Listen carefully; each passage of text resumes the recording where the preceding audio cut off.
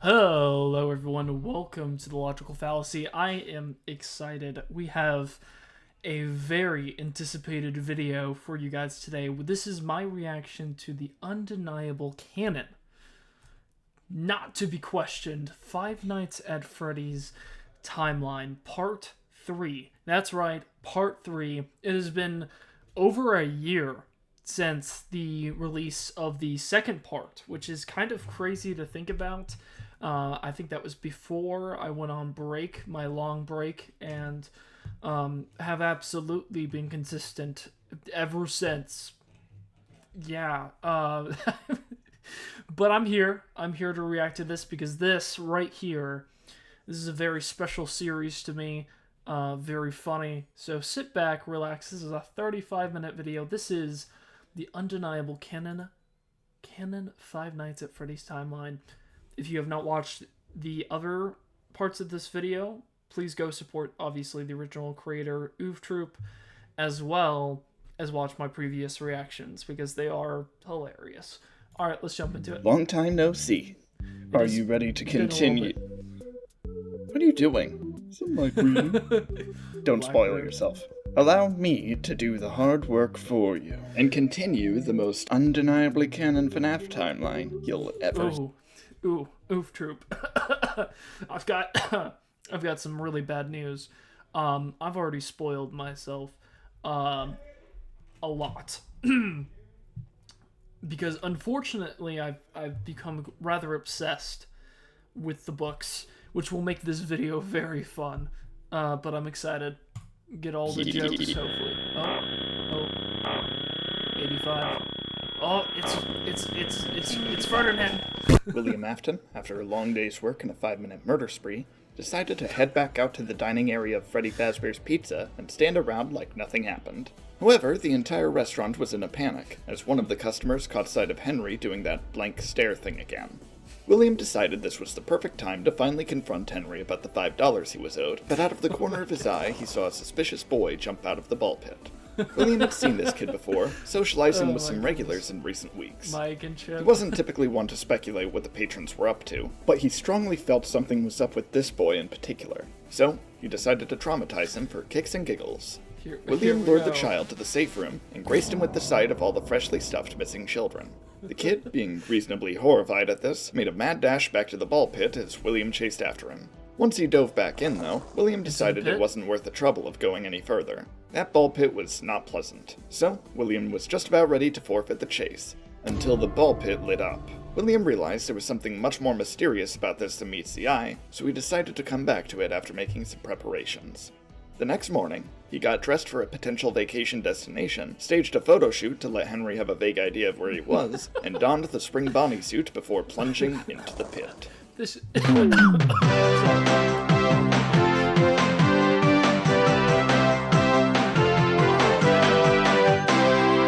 Those were the FNAF The year is 2023. Oswald, a boy that had taken advantage of a time-traveling ball pit in a shady pizzeria named Jeff's for the past few weeks, suddenly emerged from it in a panic to be greeted by his confused and upset father. Before his dad could give him a stern talking to, though, William Afton caught him by surprise and dragged him down the depths of the dingy pit to get himself out. William was taken aback at how easily he caught up to Oswald, but figured there must have been some inexplicable time dilation that made things more convenient.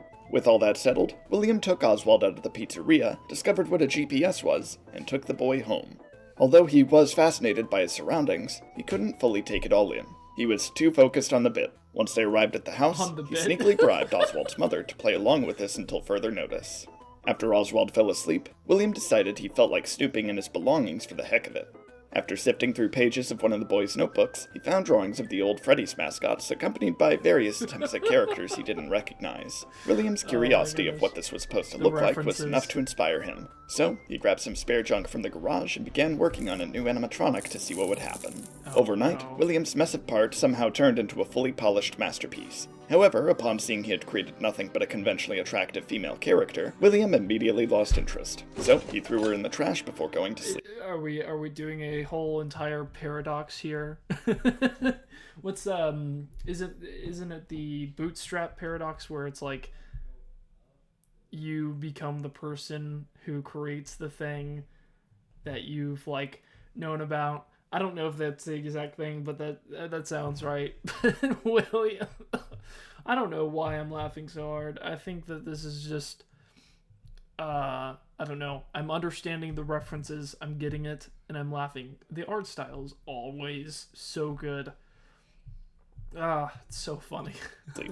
The next day, Oswald decided to rescue his father before it was too late. Although William tried his best to stop the boy, Oswald managed to knock him back. William, disoriented, clumsily stumbled into a net and hung himself before Oswald and his dad safely escaped. Fortunately, poor structural integrity came to the suffocating William's rescue. The ball pit's net snapped, launched William down and out the ball pit, and he skyrocketed back into the Freddy's parking lot in 1985 as if nothing happened. Meanwhile, in 2023, local entrepreneur Michael Afton finally organized all of his plans for the revival of Fazbear Entertainment. He wasn't quite at the point he was hoping for, though, thanks to Hurricane City Council catching that all of his documents showing their approval for different projects had forged signatures. Normally, they'd let this kind of thing slide, but they all had unanimous beef with Freddy's, and seemingly had a means to shut Michael's plans down. Upon the discovery of training tapes at the wreckage of its most recent... William Afton's handy-dandy 3-step entrepreneurship program. Oh, great. Candy cadet there. Henry. That face. Wow. That is... disaster, it was made apparent that the company was meant to be finished off for good.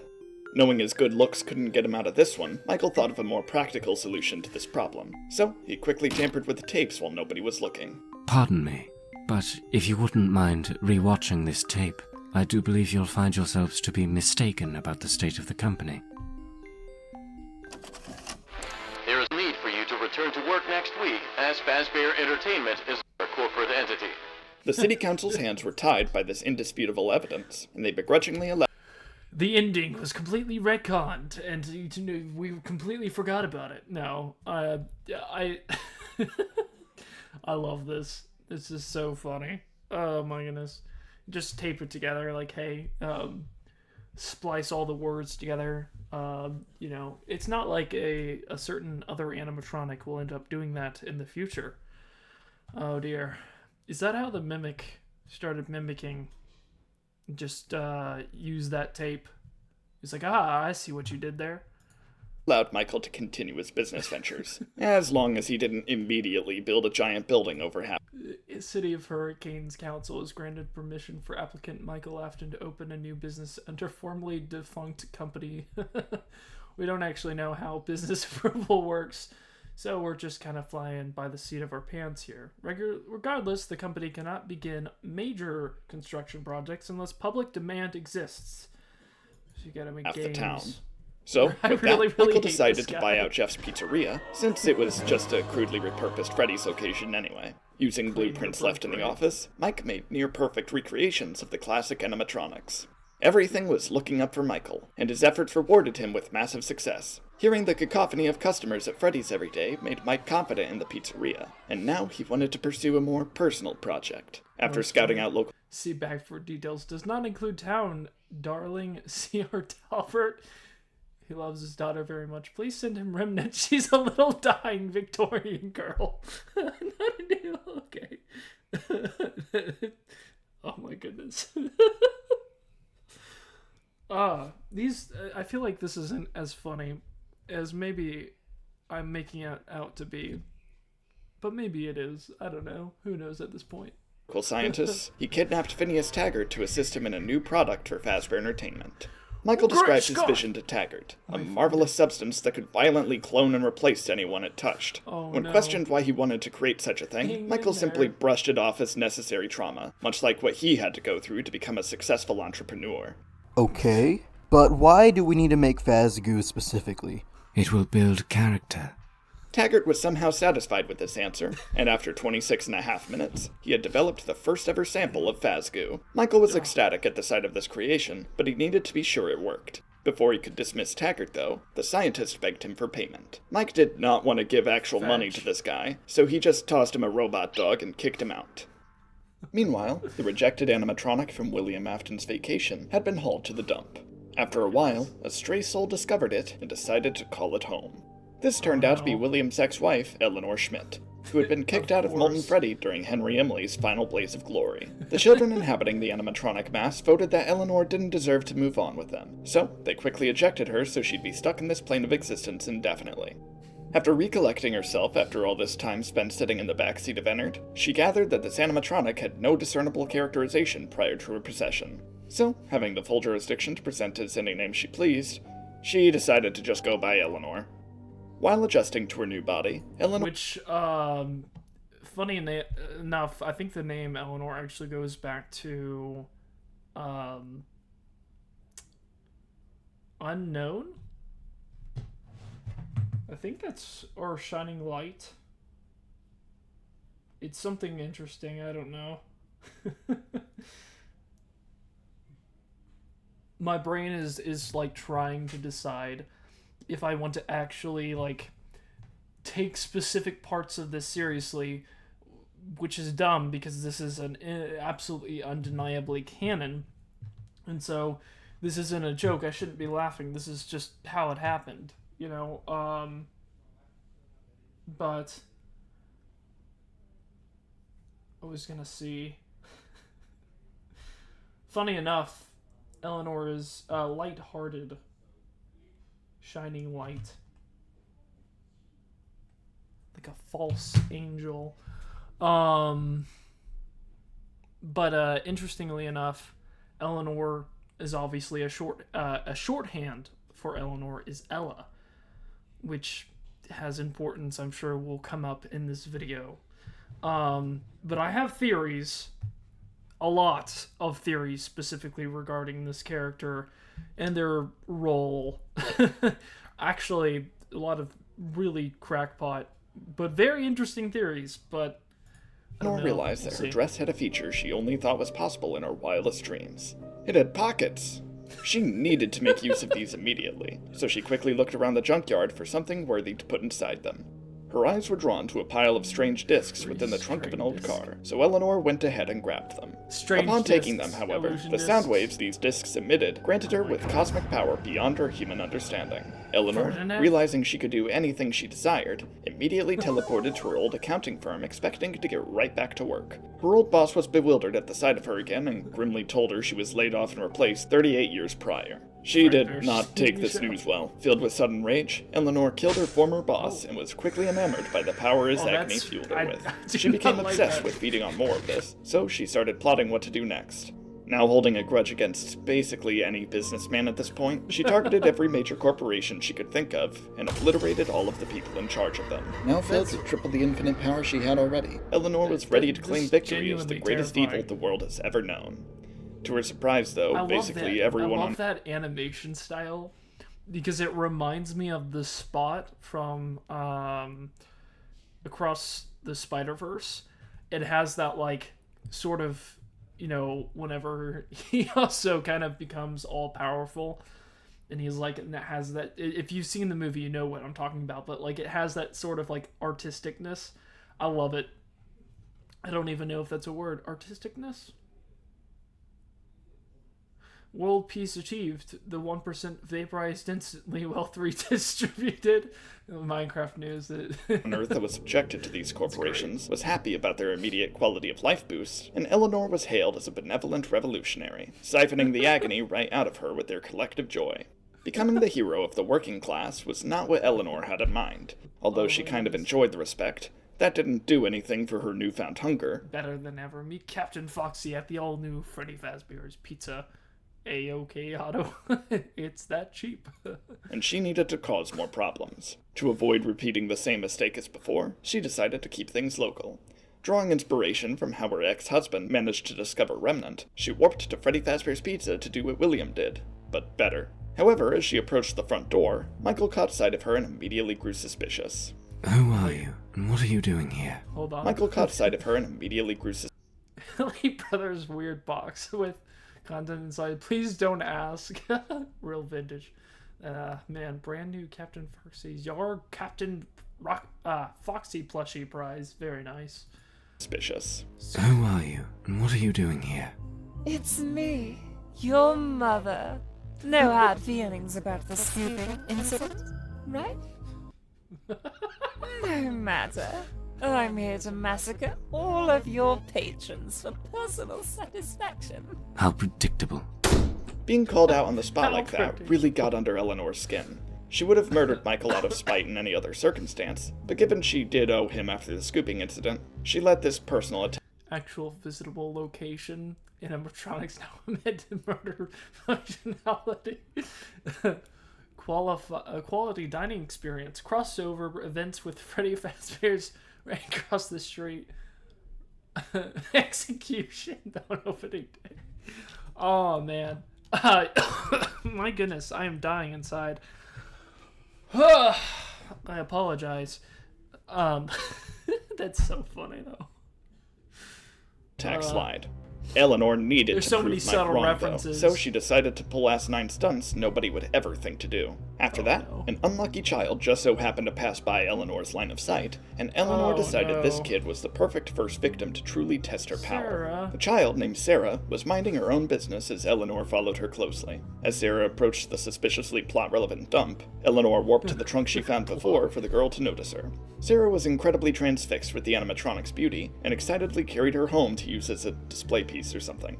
At night, Elanor figured this would be the perfect time to activate and begin her plan. She promised Sarah that she could make her wildest dream come true, to be beautiful. Sarah, not understanding that she was perfectly fine the way she was, immediately agreed to this proposal. However, Elanor told her she needed to forever wear her pendant for this to work. Over the next several days, Sarah was completely transformed. She became much more popular, much more confident in her looks, and much more paranoid that something would go wrong. And go wrong something did, with No, just one nothing- slip on a nothing will comically happen. placed banana peel. Eleanor's pendant flew right off of Sarah's That neck. did actually To happen. Sarah's terror, Elanor was actually replacing her body with chunks of scrap metal, and the pendant was all that kept her hollow metallic membrane together. Sarah desperately ran back home to try and beg for Eleanor's help, to That's which a the sick animatronic welcomed her by shifting into a look-alike of the girl's original body. Had she survived, Sarah may have gleaned some sort of moral from this whole ordeal, but unfortunately she had completely fallen apart into a miserable pile of scraps. Elanor retrieved her pendant, now charged with terrible agony once again. With this boost in power, she was ready to take on the entire population of Hurricane in increasingly strange and specific ways. Hey. Meanwhile, Phineas makes a Taggart good was on format. a Have you personal hunt seen for this man? Oh my goodness, it's the it's the phone guys. Oh my goodness, I completely forgot. What is that? Is that supposed to be Cartoon Cat or Felix the Cat or something? random junk. This particular night led him to Freddy Fazbear's Pizza Place, now in a sinkhole, where William, Afton, and Andrew just sat around playing Uno. Andrew's anger at William had settled quite a bit. All he had to do was scream into some trash, and soon enough he hadn't a clue why he was mad in the first place. Unfortunately, That is the true. trespassing Taggart wound up interrupting their game and slammed his robot dog onto Andrew's spirit, tethering his remnant to the toy's battery. William looked up at the man in mild distress. To avoid being tackled, tased, or anything else, he hastily got up and followed the man wherever he was going. On that note, Taggart arrived at his lab with his new trinkets, an Andrew-infested Fetch, and William Afton.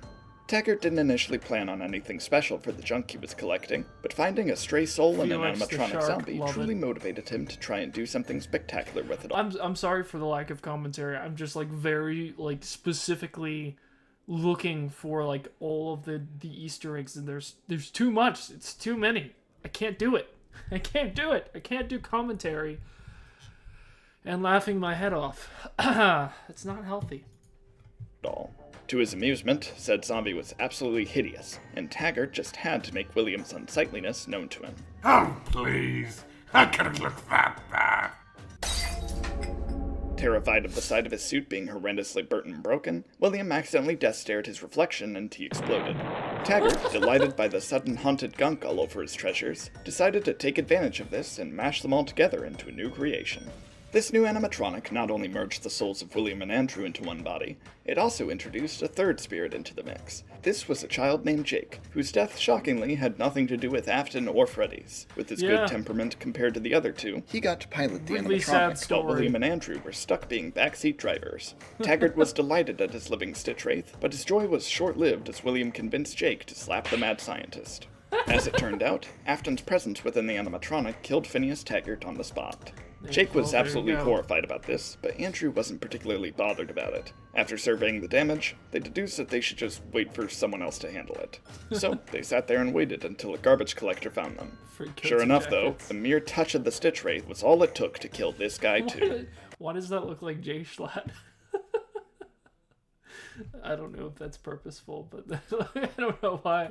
Immediately, Jake realized who was responsible for this. William had already been giving off bad vibes, but now he looked blatantly proud of himself. When Jake tried to explain this, though, Andrew came to William's defense. What's so bad about him? He cheated at Uno once. He literally killed 2 people just now! Lies and slander. No, I did do that. As a matter of Lies and fact, I killed slander. you too. I think I'd remember being murdered. Jake needed to solve this fast. After some internal bickering, he learned about Andrew screaming into stuff to release his rage. With that information, Jake reasoned that putting those pieces back together could potentially refresh Andrew's memory. He'd remember why William was a problem, and they could finally get rid of the purple parasite. After a few weeks of running around on a garbage hunt, and with only a few extra casualties, the Stitchwraith headed to an abandoned factory to use its trash compactor on its collection. Suddenly, intruding on the scene was Detective Everett Larson, who had been tracking down the Stitchwraith this entire time to try and cope with his divorce or something. As Larson prepared to shoot it down, Jake suddenly caught notice of him and backflipped into the trash compactor in an act of defiance. As the Stitchwraith crumpled together with all the junk... Resume, Fazbear Entertainment. I would really like this job. I can clean really well, and I will always show up at work. 1983. Andrew finally remembered what he was so angry at William Afton about. He was just about ready to throw hands with his killer once more, but he quickly gathered he may have been out of his league. After the Stitchwraith flipped into the trash heap, William's soul transferred to the garbage and began forging it all together into a new body. After causing a chain reaction with the old machinery, William blew up the factory and used its debris to his advantage, growing into a 15-foot-tall monstrosity. Making the decision to cut its losses, Andrew quietly... Emergency, don't call us! Yep. Made a run for it while he still could. Larson, shocked at how dramatically the situation escalated, spent this valuable time throwing insults at the giant trash rabbit. William wasn't fazed by this, though, and simply proclaimed, Agony! It's a hard line, though. Did somebody say agony? Elanor was there too, apparently. After learning of the Afton amalgamation's existence, she quickly launched herself into it to try and absorb its power. This caused Afton to become far more violent, and Larson was nearly killed by the amalgamation. Before it could finish him off, though, he began hearing a voice coming from his bag. It was the mask of the puppet, or at least his delirious mind figured it must have been. Nonetheless, he tossed it at Afton's shins, and the impact caused him to fall apart like a house of cards. As Afton sank into the lake near the wreckage, he noticed Elanor escaping his collapsing body, and he recognized her instantly. Not only was she his abandoned creation from his time travel vacation, he felt the spite emanating from her, and knew it could be only one person. The woman who he once probably loved, then definitely hated, had managed to become far more than he ever was. And so... You know what's funny? This theory, I mean, I don't know if... theory, this is not a theory, this is undeniable fact. Funny enough, I've had this thought, right, that Elanor might be related to Mrs. Afton, who has never shown up anywhere. But besides, like, Immortal the Restless, with that whole parallel. But I always thought it was an interesting idea, but it also kind of aligns with Matt Pat's theories, his part 3, where it just ends up that Mrs. Afton was actually in control of everything. I just think that would be really funny if it ended up that Elanor was actually Afton's wife. He looked at her in bittersweet longing before everything faded to black. William Afton was dead.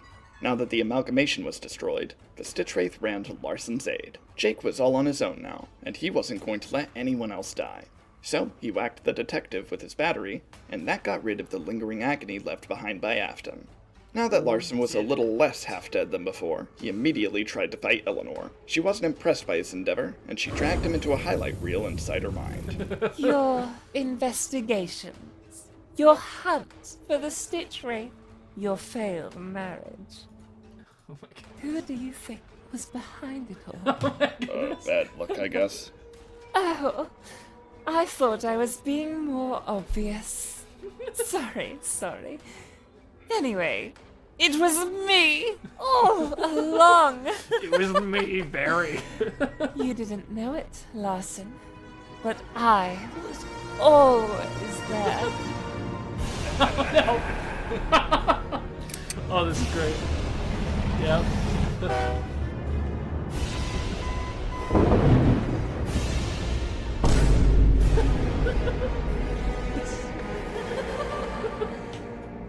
Larson, horrified by the truth revealed to him by this master of disguise, immediately shot Elanor 4 times in a row. This managed to disorient her enough to warp to another memory, where Larson then grabbed a baseball bat and bashed her head off. This went on in a loop for a while, weakening Elanor but also not accomplishing too much otherwise. From an outsider's perspective, Larson and Elanor just stayed in one place silently. The Stitchwraith was bored of waiting, so Jake decided to see what would happen if he tried to interact with Elanor without Afton infecting his touch. This allowed the Stitchwraith to peer into her memories. While Larson and Elanor were still having their grand battle, Jake discovered Eleanor's worst memory. I heard Billy D. Williams was in this one. Oops. Spoiler. Confused by what the problem here was, but nonetheless undeterred, the Stitchwraith grabbed Elanor and launched her into the memory to be stuck forever. Now that Jake had saved the planet from Eleanor's wrath, he felt fulfilled in his purpose. With that, he moved on from this world, and the Stitchwraith was no more. Larson, now sitting alone in the wreckage of a factory with 2 lifeless animatronics in front of him, deliberated what to do now. He knew this was going to cause a big stink for the police department if he didn't have a believable explanation on hand. So he just tossed Elanor and the Stitchwraith's bodies into the ball pit at Freddy's and blamed their hijinks on Fazbear Entertainment. Michael Afton, now facing immense backlash for reviving the company, had to figure out a way to save its reputation before it collapsed all over again. He checked his plans for anything that could help him, and to his relief, there was a perfect solution. All Mike had to do was cover up these allegations by touting them as fictional events from a video game series. There you go. After interrogating his board of directors to see if any of them knew how to make a game, one of them spoke up and said they knew of someone that could. This led Michael to a failed indie developer with a desolate hope for success, Steve Snodgrass. Steve's only claim to Desolate hope. That's a fun reference. fame was a critically panned promotional title for L Chips, but Mike could feel the potential oozing from this creator. Steve just needed a spark, and Michael gave him lightning. Steve, ecstatic at the opportunity to make appropriate use of his uncanny modeling style, quickly whipped up a game called Five Nights at Freddy's. It was pretty simple, but Michael thought it was a perfect. What if Purple Guy had multiple different sprites that confused... Wait, hold on. I've got to look at this. Quickly whipped up a game. What if the Purple Guy had multiple different sprites that confuse people for no reason? Bonnie has magical powers and can float. Golden Freddy is a time traveler. And Find the Clocks. Ultimate Cupcake Night. Game called Five Nights at Freddy's. It was pretty simple, but Michael thought it was a perfect starting point.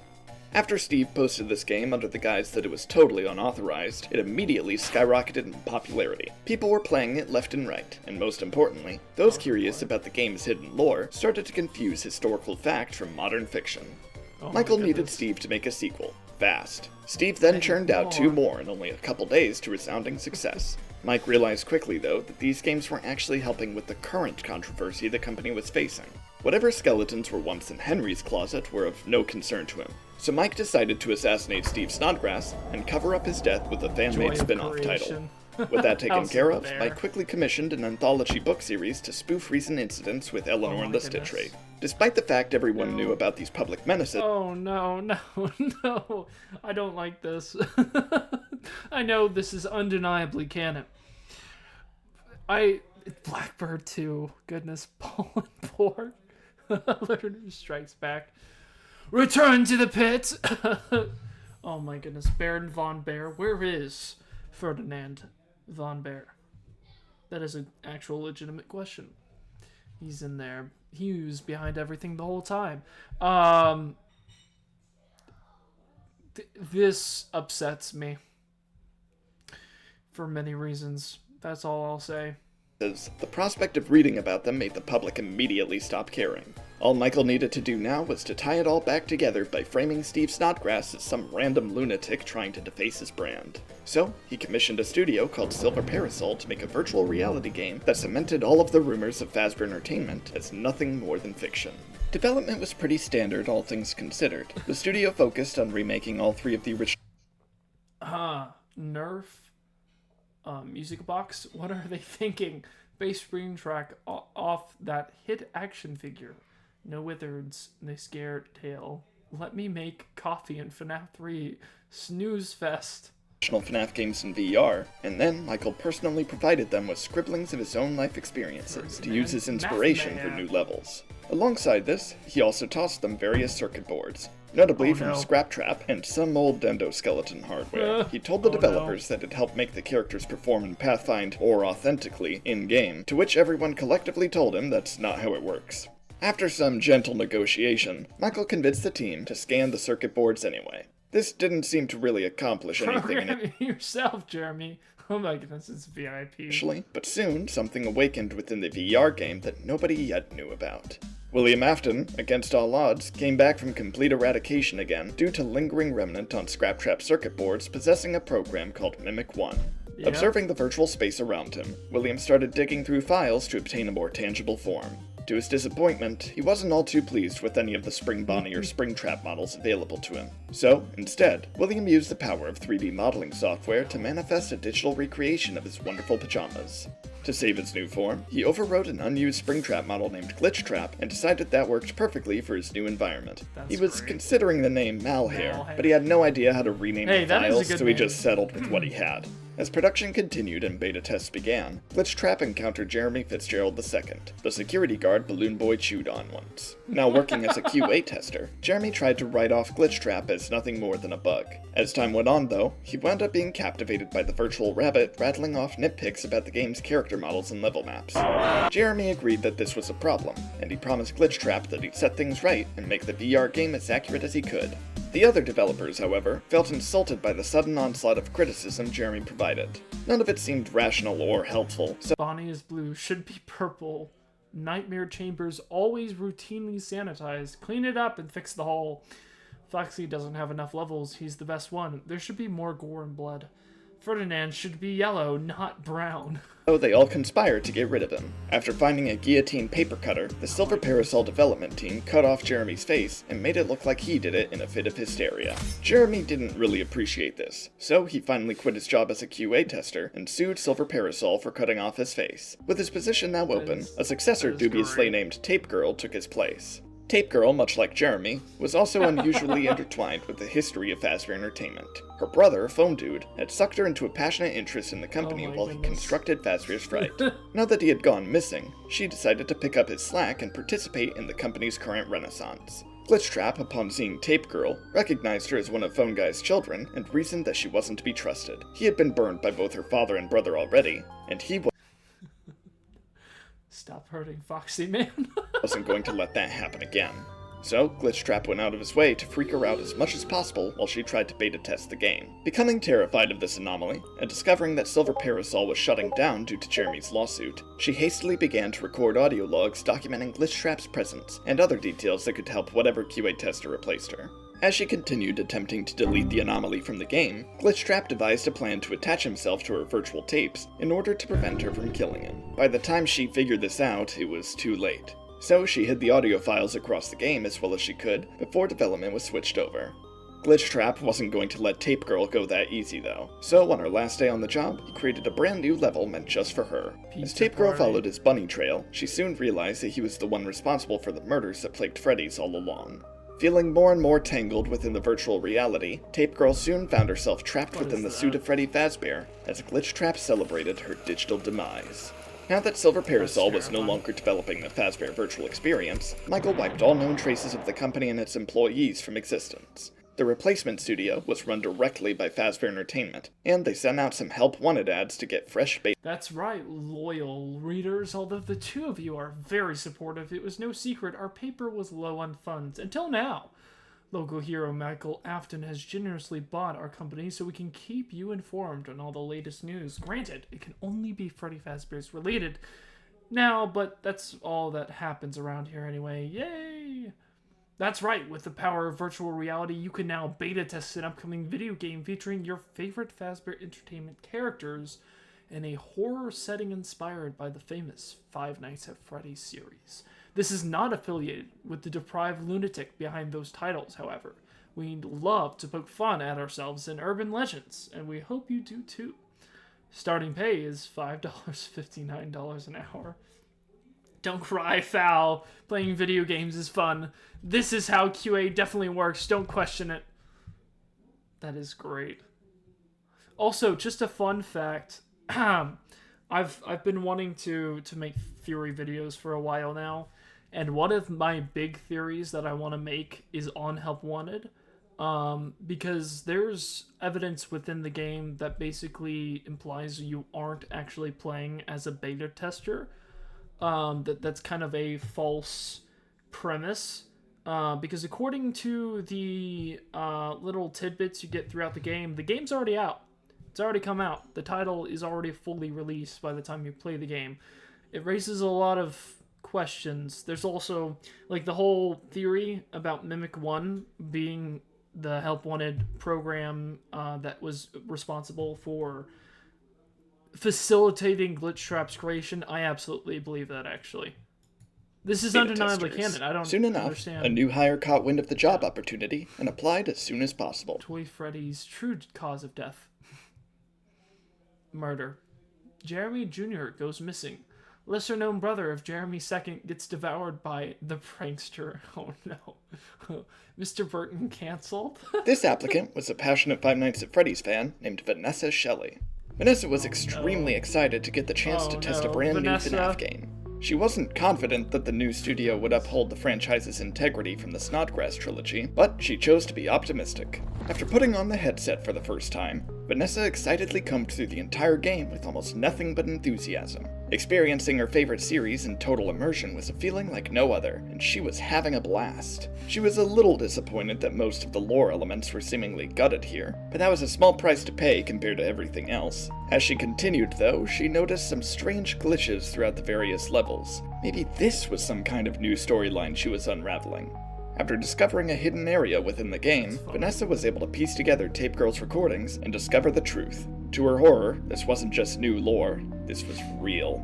Upon this realization, Vanessa felt a shiver down her spine as she turned around to see a certain someone behind her. Oh, that's horrifying. Shake it, girly pop! What? You don't like the voice? Is this better? British! After Vanessa took a short break to recover. Wait, hold on. Wait on. Oh no, this video is killing me. Alright. From that scare, she hesitantly put her headset back on and continued testing the game. As she played, she noticed that Glitchtrap became more tangible as she found more of Tape Girl's messages. Vanessa was uneasy, but she decided that maybe it would be best to actually talk to the anomaly. Glitchtrap stood before her in relative silence, so she took this as a cue to speak. What started with conversation of her experience testing the game led to her entire interpretation of the FNAF timeline, including every ounce of external media she was aware of. And then when Springtrap found him, he did a spot. Some people think Springtrap is Michael, but Michael's the think idiots. but Springtrap, it could be Mike. In the fictional Fazbear lore, it could be Mike. He posted to social media. I found the post. The account owner vanished later that week. Oh my goodness. Springtrap pumped Fazbear full of nightmare gas and did impressions of Hudson's teacher and stepdad next GF. Hobelia? Oh, goodness. An impression of the stepdad and then later stuffed him into an oven in Fazbear Sprites, and I think the actual place burned down, but it didn't in FNAF 3. How did they make a logo with Springtrap so quickly? They just immediately burnt down right after. Like, they speedrun this like crazy. Seriously, who works this fast? Also, why is there a shadow cupcake? Fazbear Frights is open for business after not burning. Whether or not Fazbear Frights burns is such a weird topic of debate because it did, but FNAF 3 decided it didn't, and now everyone argues about it all the time. Awful. I've never had that discussion. I will say, it is kind of funny in the Tales of the PizzaPlex book, the outside is actually, like, purposefully burned as a part of the aesthetic. And it's unclear whether or not that's to, like, mimic the way that the FNAF 3 location burned down, or if it just always looked that way, and it was just always burned. I don't know. It's handsome. Glitchtrap had her Worked at the 93 Freddy's location before Michael Afton in both FNAF 1 and in real life. How two kids phone dude guy. Why was FNAF 4 cancelled? Oh no. enough. Whatever nonsense Vanessa was recounting was absolutely nothing like what actually happened. So he caught her up to speed on the actual events of his life, from Ferdinand's creation to Afton's amalgamation eradication. Vanessa was over the moon. She never could have anticipated getting such a comprehensive understanding of all of Freddy's history, and she was shocked at how different the real answers were compared to the storyline the FNAF games portrayed. At this point... Oh my god. Oh goodness. This is killing me. I love it. I love it. This is hilarious. The mimic. She decided she wanted to help Glitchtrap somehow escape the game. So, like any rational person, Vanessa decided to let Glitchtrap merge with her mind. Removing her headset, Vanessa now saw William by her side in the real world. Hey, sup, man? No, I think the other voice was better, actually. You are so picky. Afton, now inhabiting Vanessa's brain, wasn't keen on being confined in someone else's body again, so he begged her to help him find a new body for himself.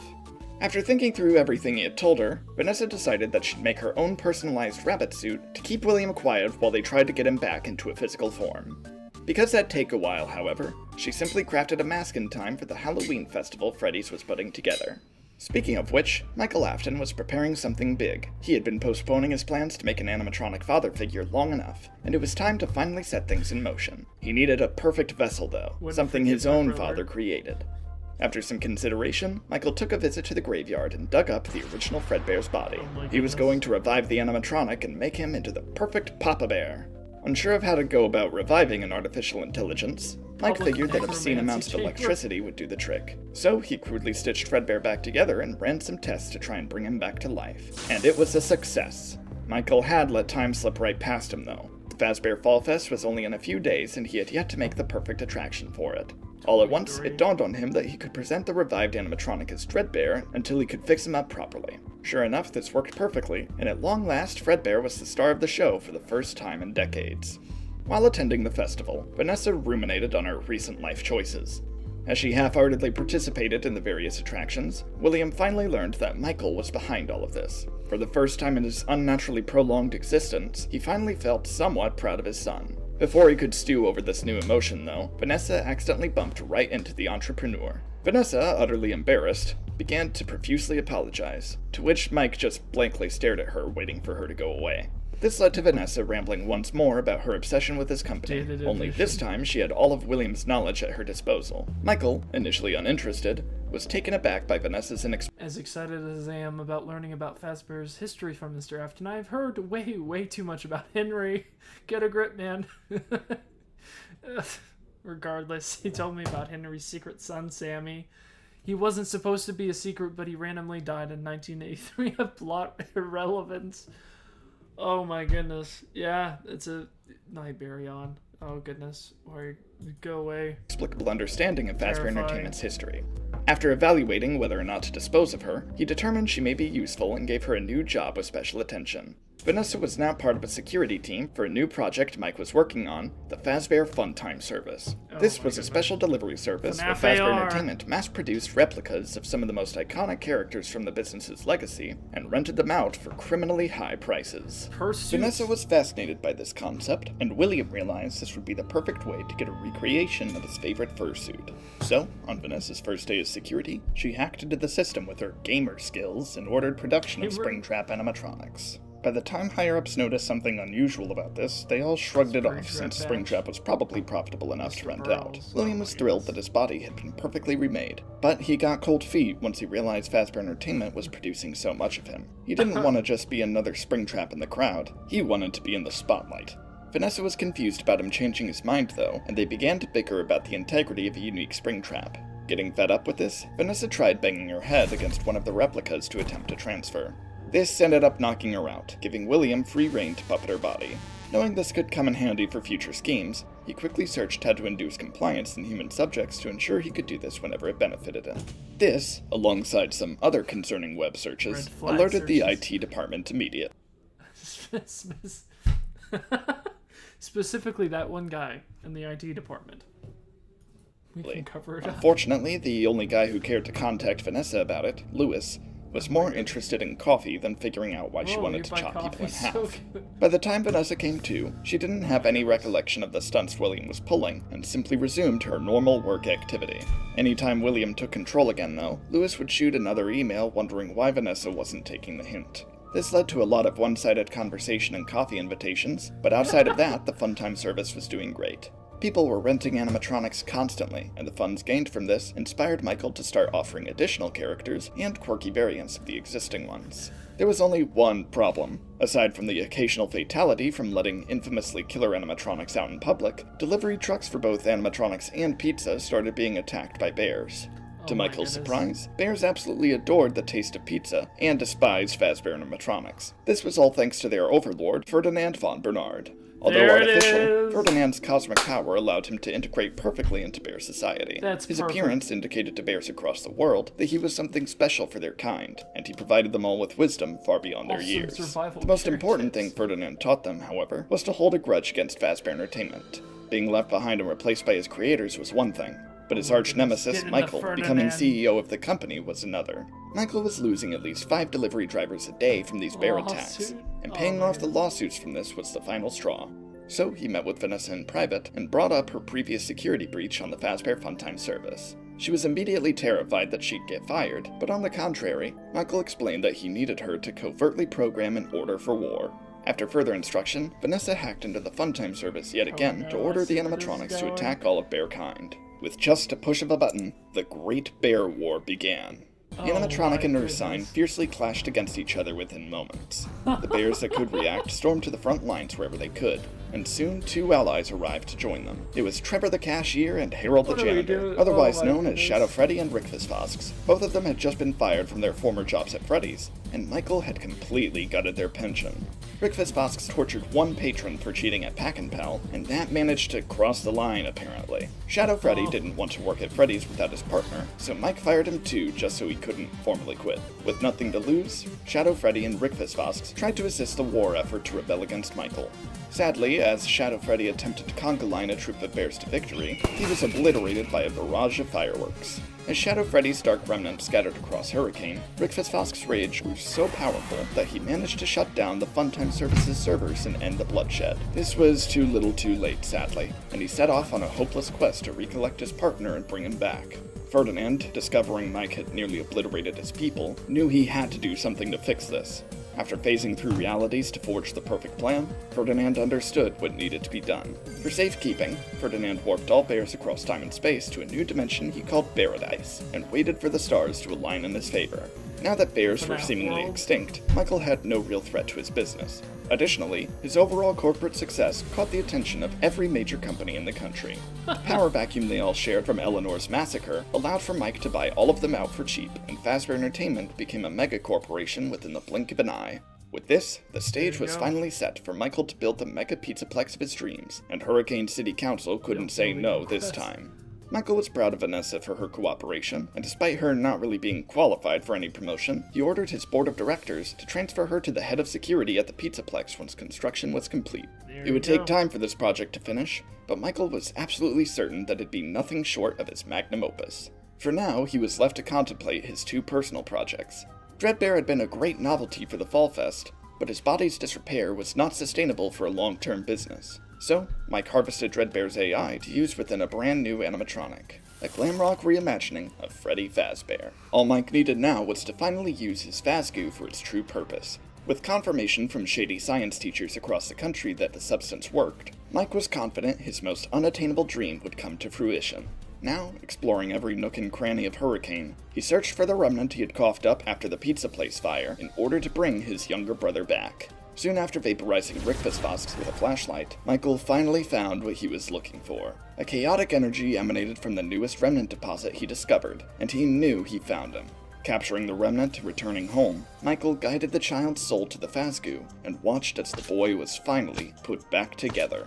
Now that his brother actually existed again, the fog lifted. After all this time, Michael could finally remember the child's name.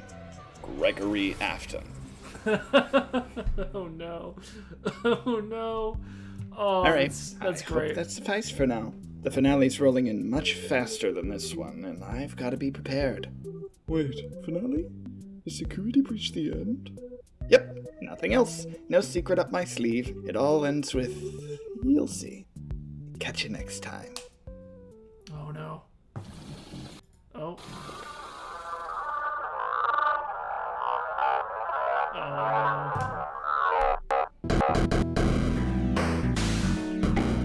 There you go.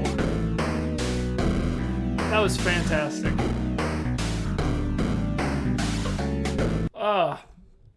I think I just needed a good laugh today, and that was definitely it. I knew I would really, really enjoy this, and goodness, I don't know how I turned this 34-minute video into an hour, but that is what happened. This was fantastic. Absolutely fantastic. I don't even know what to say. It was very funny. A lot of great moments in there. So good. I could talk hours about theories, things, what I agreed with, what I didn't, but it doesn't matter because this is undeniable. This is what happened, so you can't argue with it. You can't. It's impossible. I'm sorry. There's no discussion left to be had. Please, also go subscribe to the offtroop. Go give this tons, millions of views. Go do it, for real. It's actually well deserved because this is fantastic. I love this so much. But thank you guys so much for watching. I hope you guys enjoyed, and I'll see you guys next time.